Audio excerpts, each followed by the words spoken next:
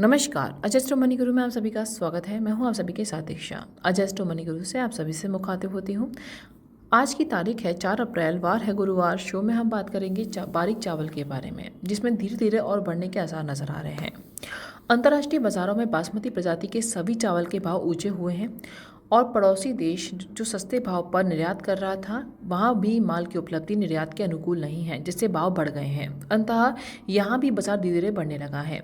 Steam चावल में पिछले 5 दिनों से निर्यातकों की खरीद चल रही है, जिसमें अभी और तेजी आ रही है।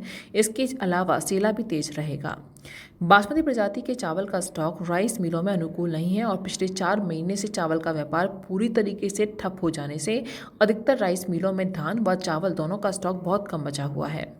अब अधिकतर बड़े राइस मिलों में ही धान का स्टॉक है। कच्ची मंडियों में 1509, शरबती 1718 व 1121 धान की आपूर्ति पूरी तरीके से समाप्त हुई है। केवल स्टॉक के माल बचे हैं। नई फसल आने में अभी कम से कम 6 महीने का लंबा समय बाकी है।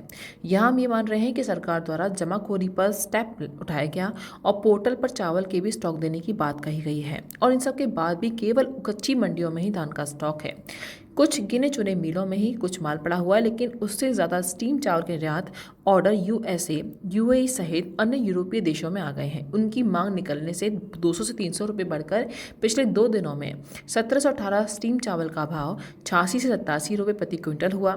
इधर 1121 स्टीम चावल 9200 से 9500 रुपये प्रति बीज क्वालिटी के अनुसार बिका। सेला चावल में भी पड़ता नहीं लगने से राइस मिलें भाव बढ़ाकर बोल रही हैं, जिससे बाजार 1509 सेला चावल का 7000 से 7100 रुपये के बीच रहा। हरियाणा में ट्रक लोड में 6925, 6950 रुपये का व्यापार हो रहा है। दोस्तों, हमारे चैनल को लाइक करना, सब्सक्राइब करना ना भूलें, जिससे हमको देश दुनिया की खबरें दे सकें। इसी तरीके से 1718 के भी पड़ते नहीं हैं।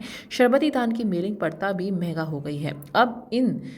अभी तक राइस मिलें साठा धान अधिक होने का अनुमान लगा रही थी, लेकिन प्रत्यक्षदर्शियों के मुताबिक किसान कम रोपाई किए हैं और आगे गेहूं की कटाई के बाद भी इंटरेस्ट रेट कम है। और इन सब स्थितियों में वर्तमान भाव के सभी तरह के बासमती प्रजाति के चावल में घटने की गुंजाइश कम लग रही है। दोस्तों, जस्ट मनी गुरु 42 कम्युनिटीज़ पर काम करके पूर्ण विश्लेषण के साथ आपको जानकारी देते हैं। किसी भी पेड जानकारी के लिए आप हमारे नंबर पर कॉल कर सकते हैं, हमसे संपर्क कर सकते हैं। नमस्कार।